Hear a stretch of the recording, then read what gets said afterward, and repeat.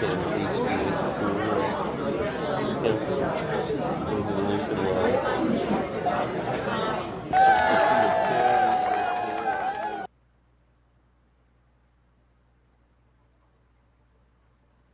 it is. What's happening? What's going on, Mr. Kaufman? Welcome to Friday Fun Day once again.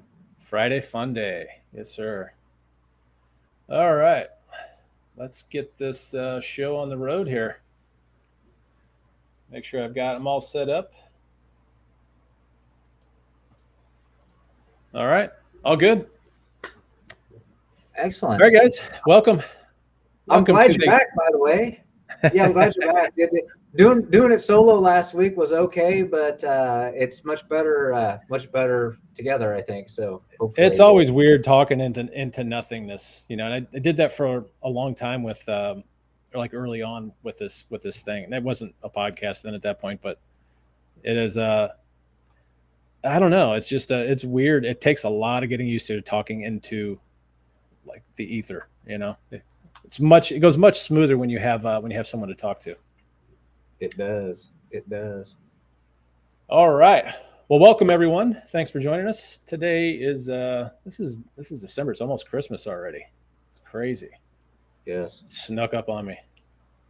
But we got any announcements this week before we jump into this thing? Any announcements? I think we've had some comments to send out some blueprints and some due diligence checklists to some requested people. So thank you for that. Also, too, we did have a comment in there, which I guess was from last week because I talked about land trust again in the risk mitigation from as well from one of our favorite fans who's some more land trust information and all that. And I would just recommend too, if anybody wants as a place to start with land trust, we really designed the land trust essentials document package to be that starting point. It's like, okay, I've never used a land trust, but it's coming from the perspective of, okay, I know what a land trust is, but I've never really done one before and set it all up too. So I just recommend that as well. It goes through every document. We give you every document. We talk about how to set it up, trustees, the beneficiaries, if you use an LLC, et cetera, all of that stuff. Now, there's a lot of advanced land trust stuff, too. That's probably like the next questions if people are familiar with land trust, too. But we're talking about the starting point with land trust. That's what that package is designed to be. Yeah, and I don't actually have that listed here, something that we can display. Oh, yeah, I noticed that. Yeah, just go to the website. Go to the website, go to the store, and you can check out the land trust package there. By the way, after this call, you must call your internet service provider. I'm pretty sure it's you, man. I'm pretty sure it's you this time. Yeah, well, I just, as I mentioned before, I don't know if I'm fading in and out or whatever, but I just got upgraded to 1 gig, and it's marvelous. It's marvelous. My 500 gig connection was 10 times better than my 1 gig connection. So someone somewhere is going to need to decipher that for me and tell me why that is, because it defies common sense and logic. Yeah. So, well, I apologize it's cloudy outside. I mean, it's cold. Oh yes, right. Everything moves. The fiber optic connection buried underground is being affected by the. Yeah. I gotcha. It's got some creaky bones right now. It's trying to make its way across the outer space and back down. That whole thing. Yeah, but no, you know what it is. It's Skynet. Yeah. I was talking shit about Skynet last week, and this is my penance. This is what happens when you talk about your mouth shut. Should have kept your mouth shut. I'm surprised I don't have an automated drone hanging out over my backyard in here. Sorry, I had to get there. That's why your bandwidth is being sucked away. You got all your conspiracy websites up on your other screen. That must be it. Yeah, that must be it. You got that right. All right, so we were deciding what to call this particular episode, and we had a little bit of a tongue twister going on. But I think what we want to talk about today is This might be geared a little bit more towards some of the newer folks, maybe even the folks that are just early on in their, maybe 2 to 3 to maybe even up to 5 years into this whole crazy journey. But we want to talk about things that we wish we knew then, right? Here I am getting messed up. Yep. Things we wish we knew, things we know now, we wish we knew then. Yep. Yeah. So, I could literally, this could literally take up the entire weekend. I could sit here all weekend. And Start from the beginning. I'm telling you, I don't know. It's like it's just a big roller coaster, man. It has been just a giant roller coaster. A lot of fun, a lot of heartache, crying, then joyous, monumentous, the whole range of emotions. But I thought we'd start with the very beginning, and that has to do with leads. And so I'll just kick it off. I want to say there's some of the things that I know now that I wish I knew then. Please don't make me repeat that multiple times. One of those is talking to your younger self. So 10 years ago, you're talking to your younger self. What do you want to tell your younger self when? Yeah. Well, I would say finding leads. It would be that everyone. I feel like I'm repeating this, or like I've copied this from other folks, but it's very, very true. And that is that you are not a real estate investor unless you prioritize marketing. Because, and again, I apologize if this has been on like literally every episode I think we've done, but it's that important though. Understanding that without leads, you have nothing. You have zero. So if you think you have, if you think you're getting into this and you don't like marketing, you just better, you better either need to pay someone to do that for you, someone who's very, very effective, or you just better get used to marketing, because there's no way around this. There's just absolutely no way around it. Even if you're using, maybe wholesalers to source leads from, wholesalers are in and out constantly. I mean, like that's a very, very volatile business. It is. I mean, I don't know how many new wholesalers I've seen come and go, and just constantly trying to connect with new wholesale. I mean, if that's your lead source, that's your primary or only lead source, then, well, guess what?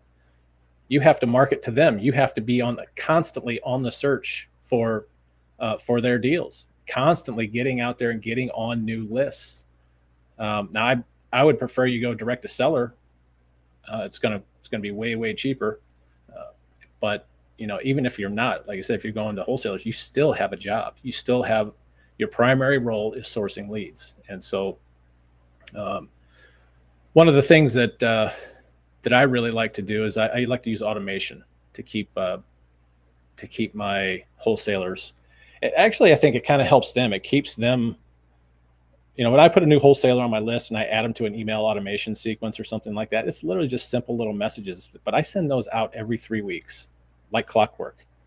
It's not me, it's my software. But I send them out. It just keeps them on their toes, and it keeps me in front of them, so they know that I am a buyer. And that's really, it's one of the I like to say it's one of the fastest ways to get to leads is through automation anyway, is to be reaching out to these wholesalers, because they are motivated sellers. Wholesalers definitely have a time restriction. They are motivated by getting a deal done fast, and so I like to stay in front of them, and I use automation to do that. You don't have to have the latest and greatest automation tools to do that, but sure does make your life a whole lot easier. So that would be the number one thing for me is right off the bat is just understanding that you are not really a real estate. The rest of the real estate investing stuff, yeah, you're going to run into issues probably with almost every deal, but it's nothing that you can't overcome pretty quickly, or find someone to help you overcome that pretty quickly. But marketing is it's a totally different animal. And the more you can be direct to seller, the better off you're going to be. So, what are your thoughts? Well, I just have a couple questions for you too, because you're honestly like you're a marketing guru, like you know, especially you know the real estate marketing and all that stuff too. If you had to tell yourself what lead channel, in other words, what mechanism do you want to use to find your deals? Like, is it direct mail? Is it Google Ads? Is it Facebook, like reverse prospecting, the Facebook groups? Like, if you could say, or maybe two, like, what's your top two channels? We'll call them, right? Like lead channels. What would you say, knowing now from having tried literally every different channel, right, over the years? What would you say to that new person starting out, or to your younger self 10 years ago? Say, okay, focus on these two lead channels. What would those be? Well, I think you got to back up even further, and you got to ask yourself a couple of questions. The first obvious one is, how much time do you have to dedicate to marketing? If you have a W-2 job, or like I did, I was working. I dedicated at least 11 hours a day to my job, minimum, and I did that for 10 years. So I knew that for me, I needed something that wouldn't take up a ton of my time or required a bunch of management to maintain. And so I chose Google Ads. So I think that's the first question you have to ask is the marketing channel, you got to have marketing. Is that channel, whatever channel you choose, are you going to be able to maintain that day after day, week after week, month after month, year after year? Are you going to be able to, is that going to be sustainable for you? And if the answer is no, then you got to find something else that would fit your schedule. Also, I would look at whether or not the type of marketing that you choose is something that you're good at. You don't necessarily have to be good at it. It's got to be something that you're going to do every day, or something that you're going to do on a regular schedule. And so, for example, cold calling. I like to pick on the cold callers, which, by the way, I just don't recommend cold calling anymore at all. It is so too volatile. It is so iffy. And in fact, we just got another. This was a cold text actually, but just had another, not friend but acquaintance, was just fined $7,500 for a text that they sent, and I don't like it. Besides the risk that you take of the fines and everything, I just don't like introducing or being introduced to a seller, or the introduction to a seller to be something that is I don't know, kind of invasive. I will tell you this: I was walking a house yesterday. This is the house I told you I was going to go look at. Yeah.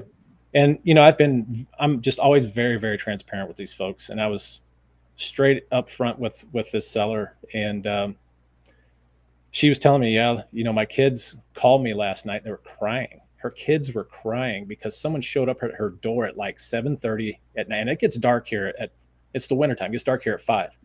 They had a strange man knocking on their door at 7:30 in the evening, because his house is in foreclosure. It's in pre-foreclosure.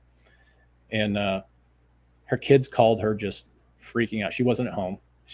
Only her kids were at home. And I get it. I totally get it. That is not the way you want to introduce yourself to a seller, period. I don't care. I just, I get that, I get that you got to do things that make you uncomfortable, and it's all fine. But I don't know. I've just always had this thing, like, I want to start that relationship off on the right foot. And calling someone up in the middle of the night, or in the middle of dinner, whatever, I just don't think that's the right way to do it. That's just me personally. Other people are totally comfortable with it, and that's fine. I don't care for it. I actually just lost track of what I was going to say, because I get so passionate about this cold calling, cold texting thing. Original, to reset to my original question to you is, like, what two channels would you recommend as a new person coming in? And then you preface that by saying, well, you have to figure out what kind of time and budget too. You didn't mention that, but right, what kind of time and budget you have. which can then dictate the channels. But Right. what if, just so taking a step back though, if you had the time to manage it and if you had the budget, what would you say though are two of the better potential lead channels based on your experience? Well, there's always going to be direct mail. And I like direct mail. I know it's old school. Um, but within direct mail, there's so many different lists that you can build.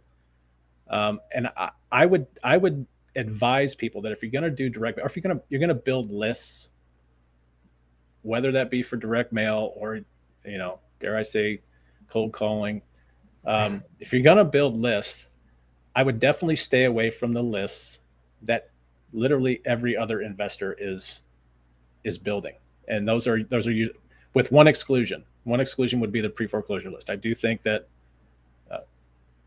since time is of the essence in pre-foreclosures, I think everyone should probably be marketing to the pre-foreclosure list.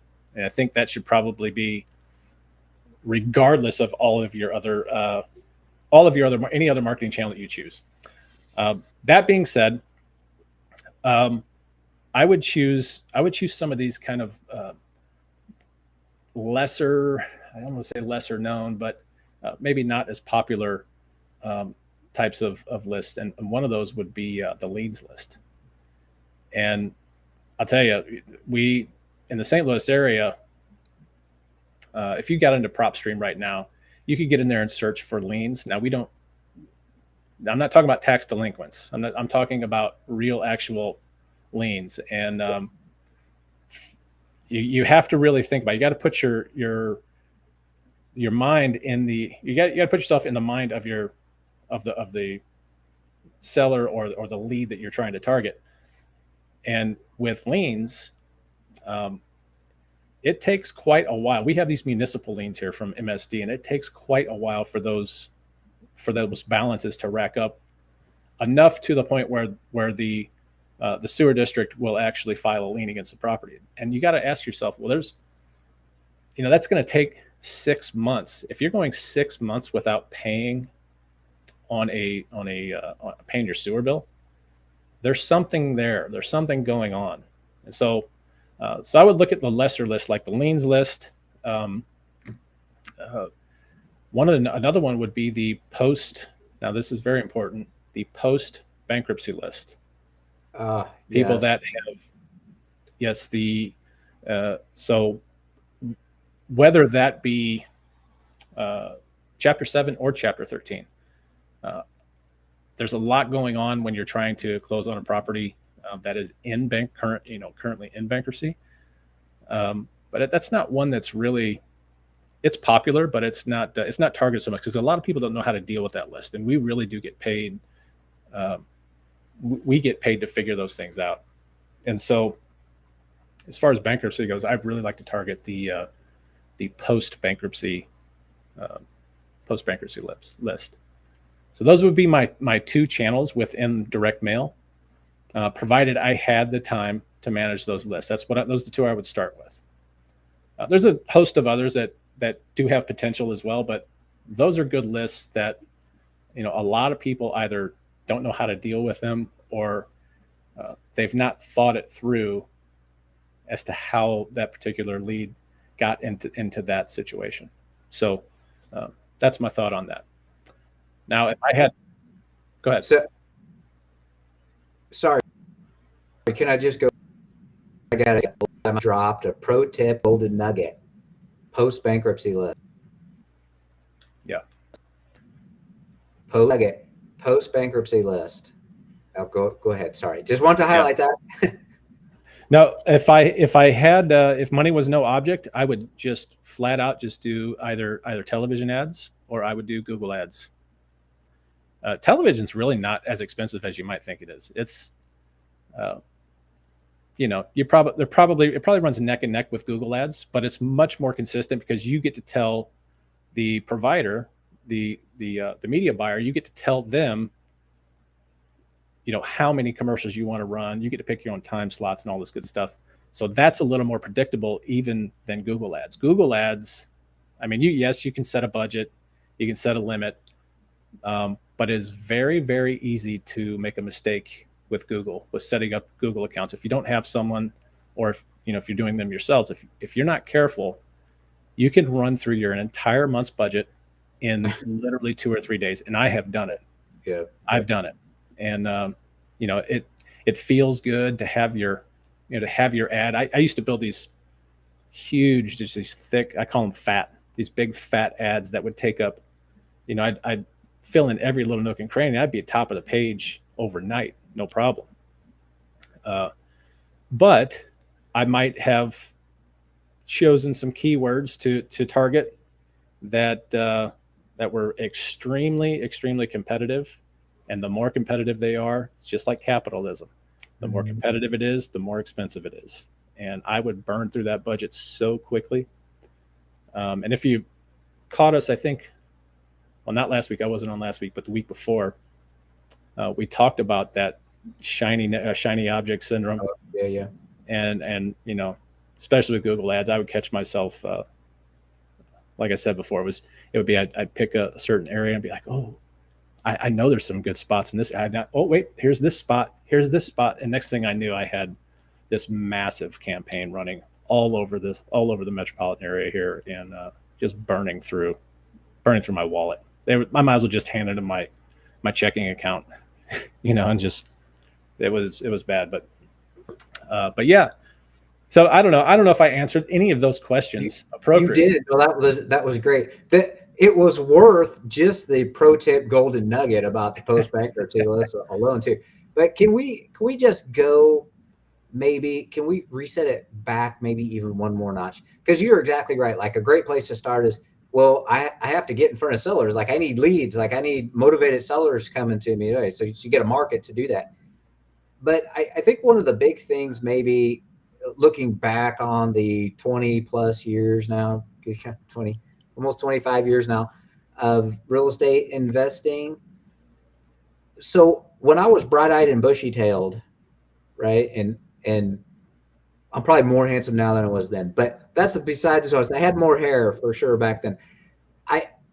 And you just sign up and take some classes, right? You don't say, okay, I'm going to learn shit about real estate and I'm just going to sign up for that. Like one of my big things was Rich Dad. I did Rich Dad education, and there was a whole series of courses. There's the foreclosure one, there's the wholesale one, there's all this and that too.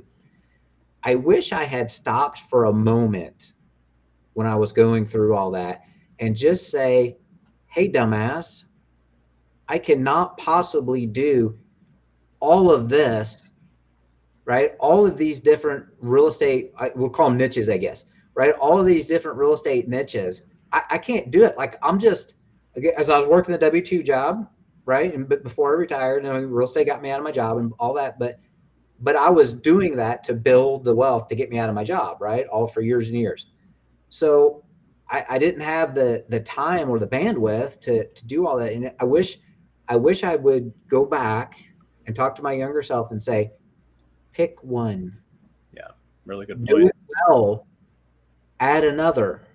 And I'm talking about real estate, like kind of the same thing with your marketing channels. It's the same philosophy and principle, right? Like pick a couple of channels, figure them out, do them well, and then maybe add others. Like if you need to, like maybe you don't. If you need to, add others. And I wish I also had taken more seriously when all the, like everything goes, and even like if you come into our coaching program, the Creative Finance Academy, module 1, lesson 1 is what are your goals? What are your core values? What are your goals? What do you want to do with real estate? What's the purpose of you real estate investing? And that all sounds great when you're sitting there as a student in the class and you say, okay, I'm going to write this, I'm going to fill this worksheet out. And then you put it in the binder and you never look at it again. And so I wish I would tell myself, focus. Be clear about what you want to do with your real estate goals. Be clear about what you want to learn and why you want to learn it. Get good at it, and then add another piece.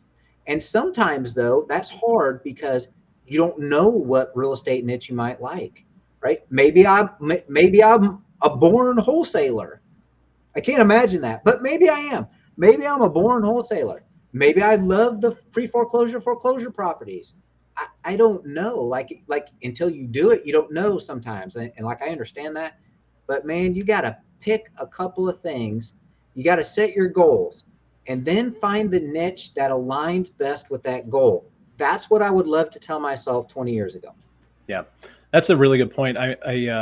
You're really distilling it down. What this really boils down to is we have to slow down. When you first decide to take this leap, it's like you got all this information, and I like Rich Dad. I have no problems with Rich Dad whatsoever, but they do that. They when you go, I think it's maybe I don't know at what point they actually have you pick these niches. You have no idea. I mean, I know you got to start somewhere, but they'll have you pick something, and they really push it hard. Again, I have no problems with Rich Dad. I know a lot of folks that went through Rich Dad, and there's a lot of really successful people that went through Rich Dad. But I do think that you are correct. And if we just slow down, and I'm even going to distill it down even further. I am a major proponent, I suppose, of when people ask you, like you were saying, figure out your goals. What are your goals? What I would add to that is figure out what your personal goals look like. You're really blurred. You really blurred out there. Sorry, I moved it. There we go. That's okay. Sorry, I moved and then messed the whole night. Skynet's watching. Messed the whole thing up. Yeah, but yeah, figure out your personal goals first. No one ever told me that. Like I don't know why. It seems so obvious to me now, but that was never stated to me. Through all of the mentorships that I was in, and through just all the classes and countless seminars I've been through, no one ever states that. You have to figure out your personal goal first, because that's the driver, right? I mean, that is if so. Let me just sum this up. I'll sit here and drone on all day. I told you I could talk about this all weekend. Yes, we can. But if I could go back and talk to my younger self about this, I'd say ask the one question: why am I getting into this? Why am I really doing this? And there's an exercise, I don't know what it's called, but there was an exercise that used to run around in Facebook, and I even forgot who it was. May have been like Grant Cardone or someone, but the philosophy and the question was, or the process was to ask yourself why. Go 5 layers deep. Why? I want to do lease options. Well, why? Because I want to build a rental portfolio that I can, earn X amount of dollars. Well, why do you want to do that? It ultimately all distills down into your personal goals for your lifestyle. That's really what it is. And, I was talking to a good friend of mine, had lunch with him, and I don't know. I've reached a point. I'm not like I still have issues in real estate for sure. Just with just business wise, everyone does. I don't care who you are. But this guy said to me, he said, "There's something different about you," and he goes, "It just seems like you're at peace." And I think that is. I've tried to define freedom before. Everyone gets asked to define what freedom means. And I've always said, well, it's me just being the master of my time. That's what freedom is. But when he said that to me, I had to pause for a minute, because I was like, well, yeah, that's the goal. I just want to be at peace with what I'm doing. And I am at peace with it. I said, I'm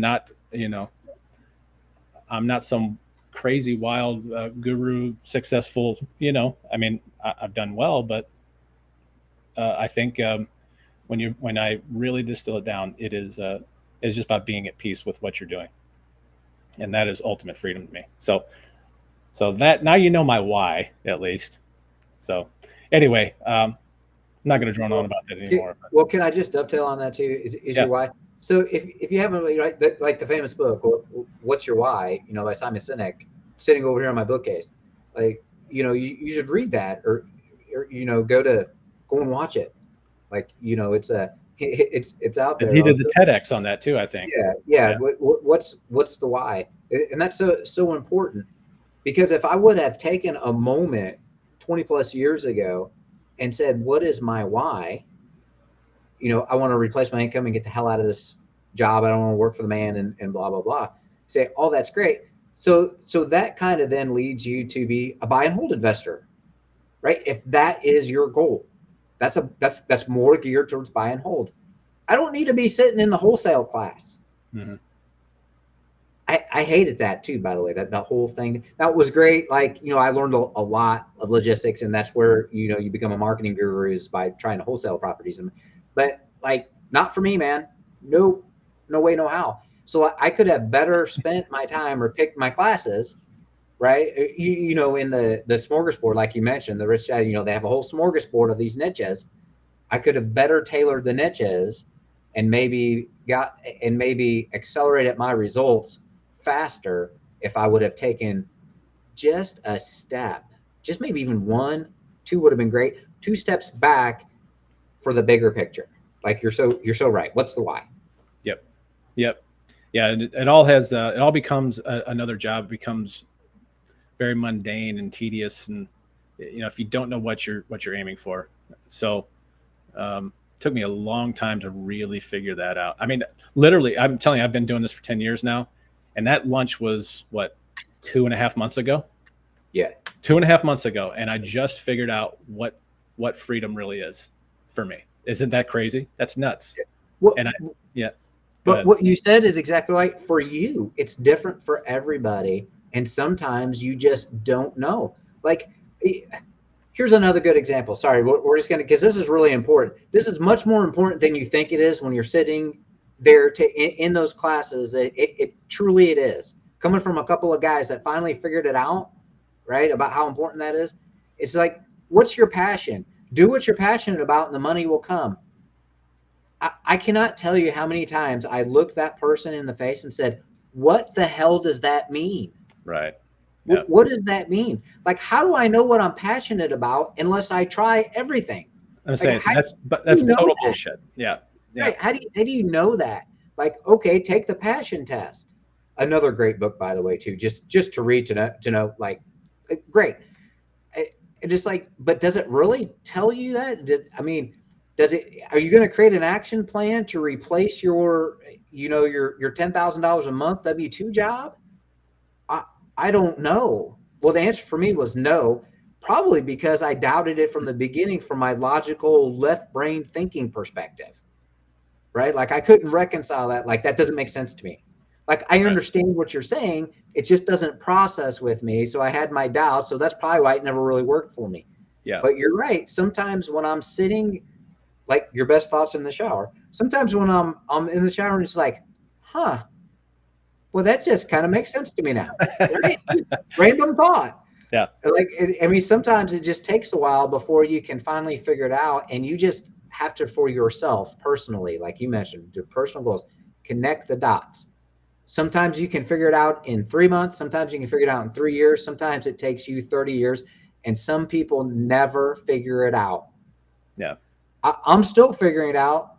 Like, because I'm not sure. I like doing a lot of things, but am I truly passionate about it? Like, am I doing what, you should be doing what God put you here to do? Like, the creator has a purpose for you. Like, you hear that a lot too. That kind of goes along with, what's the passion? Figure out what you're really getting. Like, that's not easy to do. Right? That doesn't just happen. It doesn't just come to, sometimes it does, but typically it doesn't just come to people. Like, that's why there's, I don't know what, multi-billion-dollar industry built around trying to help you or swindle you in some instances out of your cash, because they can tell you that they'll figure it out for you. Yeah. No one figures it out for you. You have to figure it out. Yeah. I will also say that how I discovered this, like I said, this was just 2.5 months ago. I've been in this for 10 years, and I've finally gotten to that point where I've just been able to nail it down what it means for me. But I will tell you, this should not prevent anyone from taking action. Like you're not going to be sitting around thinking about this and let this paralyze you the whole time, because really how you get there is just a series. I like to call it a series of small wins. Right. It's just small win after another. Maybe have a setback. Look, I've had, the setbacks that I've had, and it's not been pretty, but I will tell you, it's those little small wins. What that does is, like, if I think about that, I envision I'm in a tunnel, and that light starts getting brighter and brighter. It's like one step closer to that light. And that's literally what it takes. You're not going to be able to, most people anyway, are not going to get into this. And by the way, the passion thing, I just call complete bullshit on. I mean, some people can get away with it. There are people that can do that. I just think that you're in something that's so new to you. It's impossible to be passionate about. You can be passionate about your work ethic. You can be passionate about, processes and how you get things done, but you can't be passionate about a particular niche that you have been introduced to. I mean, it's just impossible. Right. So be passionate about the right things. Be passionate about, I love systems, for example. I love to build systems. And so I am passionate about building systems that are effective and that are, that streamline things for me in my business. And then I'll figure out where, and those systems are constantly evolving, but those systems help me figure out where to bob and weave when I'm getting, when I'm out on this journey, figuring this out. So don't let this paralyze you, though, because it can easily, and when I say paralyze, what I mean is it can discourage you to the point that you don't do anything. Yeah. And that is the biggest, that is probably the number one evil of this whole process of becoming an entrepreneur and a business owner. Yeah, it creates the fear. That's what the fear is. It's the fear of doing anything because you don't know. Like, and I did that a lot, by the way. So like, okay, I don't know. And God bless, you're exactly right. Like, how in the hell do I know whether I'm passionate about being a landlord unless I'm a landlord? Right. Or about wholesaling if I'm not doing wholesaling, or about like, but you can take, going back to the passion stuff, you can take, this is why we highly recommend you figuring out what your strengths are, because you should align things to your strengths. Now that's different than find your passion, right? It's trying to make your life easier because you're going to like it better if it's your strength, because you find it easier to do. So align things to your strengths, which is like the first step of finding your passion, right? I don't know. All that stuff has its place, because the purpose of, just going back to, like, say, the passion test in the book and all stuff, which is a great book, it's to get you thinking differently, like legitimately. That has a legitimate purpose. Some of these others are just trying to get your damn money, but that has a legitimate purpose, is to get you outside of the box and outside of your comfort zone, so you can figure out what your passion are. So, like, sometimes you have to get uncomfortable. Like, and that's true. That's very true in business. Like, I've been uncomfortable, like, pretty uncomfortable for like the last 4 weeks. I've been very uncomfortable in different things and trying different things, and like marketing and like the wholesaling thing, like that made me very uncomfortable because I hated it. Right? That's not my strength. It doesn't go with my personality. So you have to find all of those things to do. And that all may seem daunting, right? Like an insurmountable test. It does take some time and effort, and you can't gloss over it. Like, I glossed over it for years, and I wish I hadn't, right? That's what we're just trying to say, is just start somewhere, get a little focus, and just go down the path and figure out whether you like it or don't like it, or whether it's your passion or whether it isn't. Right? Yep. Well, we started way ahead of where we should have. I tend to do that too. Like, I immediately go to tactical. That's my go-to. I go to tactical marketing, do this, Yeah. That's just what I do. But yeah, no, it's, I agree. Not understanding that now, maybe that's the entire message of this podcast. We're over 40 minutes into this. And well, we could talk for days about this too. Right? So, but it is just, it's that important though. Yeah. And it's probably Yeah, there's going to be people that watch this. They're going to go, well, what do you mean? What do you mean by that? And then that's what we're trying to get through is, take these steps, move forward. It will come. It will come. Just, Yes. um, Yes. But do the take work. the steps. Yeah. Right. But what you said is like you have to take the steps. You don't know whether those steps lead to something that you love or are passionate about if you never take the first step. Yeah. Yeah. Right. So you have to do that. And it doesn't matter whether it's real estate, whether it's making pottery, what maybe it's being a teacher, whatever it is, right? You don't know whether you're passionate about it. Like that's what we're trying to suggest. You don't just innately know that necessarily. Maybe Right. some people do, and that's great. But generally speaking, you don't innately know that. Like you have to take some steps and figure it out. So that's what, and we're still figuring it out, by the way, too. Yeah. Would you say, and I'm going to put you on the spot here, and then we'll move to some, like, we'll tie it into more real estate. I'm not sure we're going to have time, man. Let's just Anybody roll just watching this podcast in the back and just like, what the hell are these two dumbasses talking about? But I just wanted to say, are you, and you don't have to answer this, you want to put you on the spot too. But I will. I'm open book. So this is the money question, brother. Mhm. What are you passionate about? And I'll just generically say real estate. Are you passionate about real estate? Do you like it? Do you love it? Are you passionate about it? Like where are you on the spectrum? What would you say? Well, man, I have this conversation with my wife all the time because, I'll put it out there, and I don't want to put words in her mouth. I don't want to speak for her or anything like that. But she's in a transition period right now. She's in this transition period, and it seems to me that my wife's type of person. She's looking to do something that she does know what her passion is. But now she's trying to build her life around that passion, which is another way you can do it. I believe that that's going to take longer to be able to ultimately monetize. I think it's a much harder way to go. Yeah. But for me, I am not necessarily passionate about real estate. I use my knowledge, I use what I know, and I use these tools to get to my end goal. And that is peace. That is literally all that I use real estate for. I'm passionate about business, period. Like I built that little lawn care business a couple years ago. Yeah, that was good. That was good stuff too.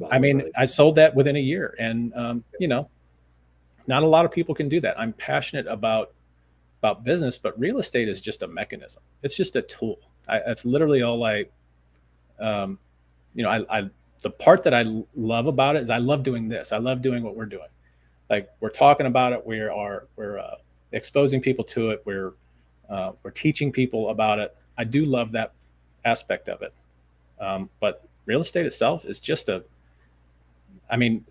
if you really think about this, it's just investing.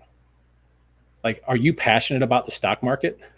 I mean, when you hand your money to a stockbroker, are you passionate about handing your money to the stockbroker? That's the way that I look at it. It's a mechanism. It's a tool for number one, cash flow and future appreciation. If that's my goal, I did a couple different exits, but that's it. I'm not,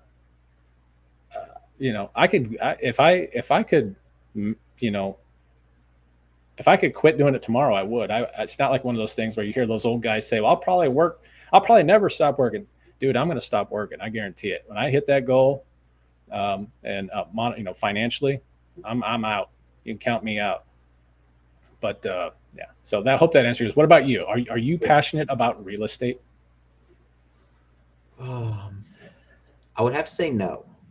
Mm-hmm. I am like you. I was like, we're smart enough to know that real estate can get you to where you want to go financially and meet your business goals, right? So it allowed me to retire at age 45. So I love that about real estate, but right, it was a tool that I used. Now, why did I pick real estate? I am passionate about solving problems for people. Mm-hmm. Like that's what I did. Before I retired from human resources, right? And human resources is nothing but solving problems, right? It's taking problems people create for no apparent, obvious reason. especially in the academic community, right? And solving problems, right? I have to solve this problem because I need to take care of the students. That's why we're here, right? And we lose sight of that in education today a lot, but that's what. So I'm passionate about solving problems. And so I want to solve people's problems in real estate. That's one of the reasons why you were kind enough to let me join in onto Sub2 Empire, because it's the creative side of that. And that's how you really solve people's problems. We stop the pre-foreclosure 24 hours before it goes on the courthouse steps.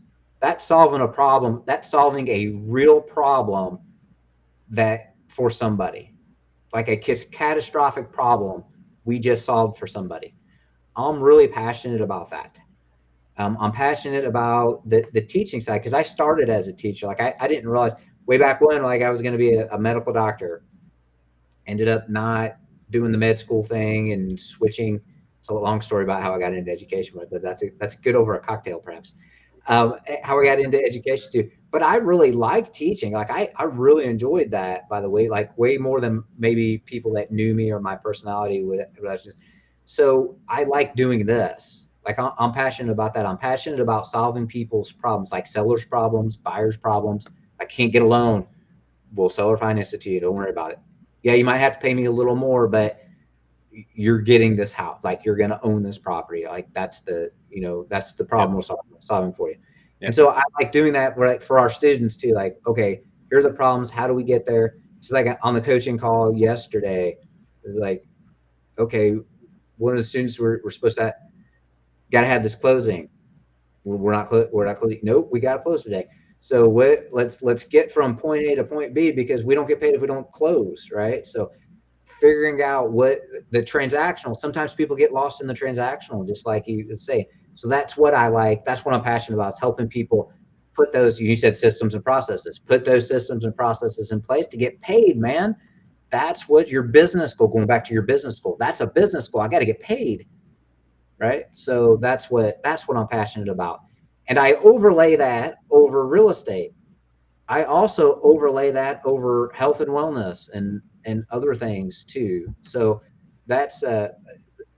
Yeah. So what am I passionate about? Don't know, man. Still looking. Yeah. But I do know those two things that I'm passionate about: solving problems for people, and helping others reach their, I guess we'll say, business goals or whatever goals they have. I guess maybe. Yeah. Yeah. Yep. Yeah. Well. Yeah. This went way off track. I don't know how you went so sideways. How did it go so sideways? You know what? I think it does this. I think we do this because because I think after all these years, it's really about getting down to basic, the basics of really. I like to use the word distilling it, because like that's the most pure form of really anything, is when you distill something down. And I just really like getting down to the core of really why we're in this at all, And I think again, I'm just gonna touch on finding that. I don't know. I guess the exercise would be envisioning your what your personal goal is, and then go from there. It's got to be a personal goal from my point of view. You got to have a personal goal first. You got to know where you want to be, and that's going to change. Obviously, you can't rely on that goal that you set in your 20s to be the same thing when you're 40. Like, it's going to change. It's definitely going to change. Particularly, I'm a grandfather now, so it's like that's I have totally different goals than what I had just 5 years ago, 100%. So, anyway, all right. Well, let's end. Maybe we got just a couple of minutes. Let's maybe take 5 minutes and end. We'll connect it full circle back to real estate. Okay. So I'll go first. So here's just like the general question: what would you tell your younger self specifically about real estate investing, right? Or a niche in there too, that would have made a difference for you 20 plus years ago too. So I'll go first. So mine is focus on the creative investing earlier.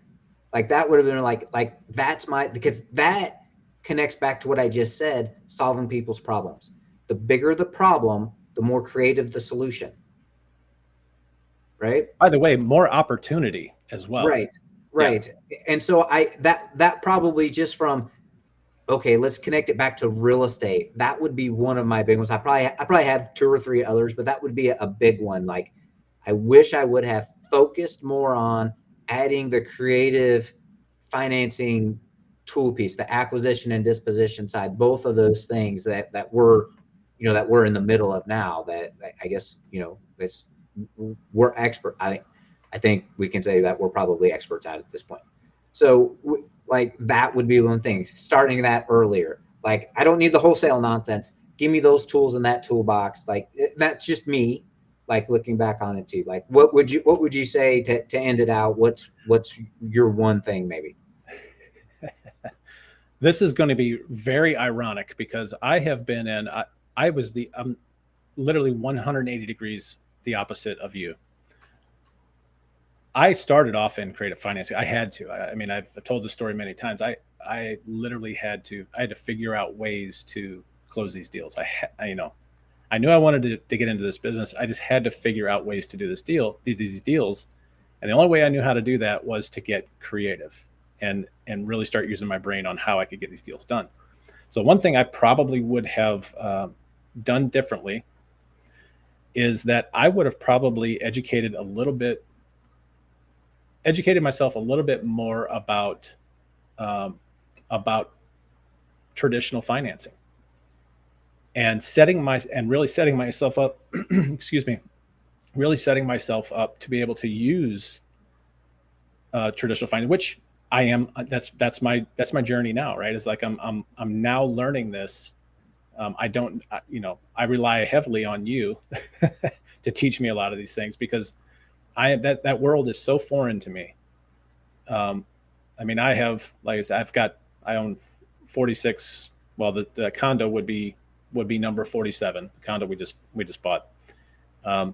Actually 48 if you include the flip we're doing. But I own 46 doors. I hold 46 doors, and I have bank financing in one of those doors, and that was a refi out of a subject to deal. So, I mean, that's how entrenched I am into the creative side, and how comfortable I am with the creative side. But now that I'm going through and having to learn how to, refinance these properties and what the requirements are, and oh my God, I got to have a personal financial statement, all this stuff.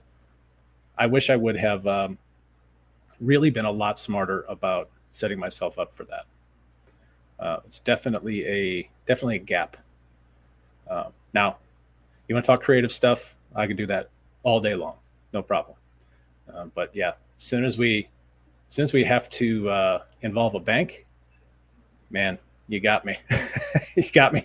Plus, I'm spoiled. I don't have to deal with the bank shenanigans. But it's been fun. But I am in the midst of it right now, of learning more about credit and just all of these different aspects on the traditional side of financing. So that's mine.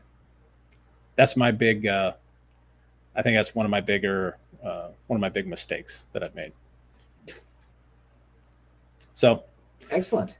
Actually, you're silent. There you go. I really enjoyed it, by the way. There you go. Yeah, you're really lagging though. I think you're running out of memory. So it's a good time to end then, I guess. Yeah. All right, guys. Well, I think I'm not sure if we're gonna be able to hear you or not. I think you're running out of memory on your browser there, but no worries, guys. Really appreciate you joining us. Interesting talk today. It totally went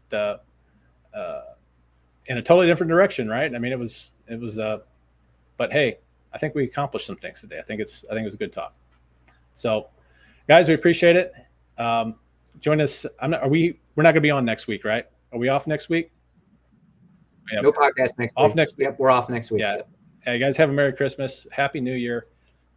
We are taking the next Friday off. So don't forget to jump out. If you're joining us from YouTube, you can click on that, the subscribe button, click on the notify button, because then whenever we do go live, you'll get an email about it and you'll be able to join us for the next one. All right, guys, take care.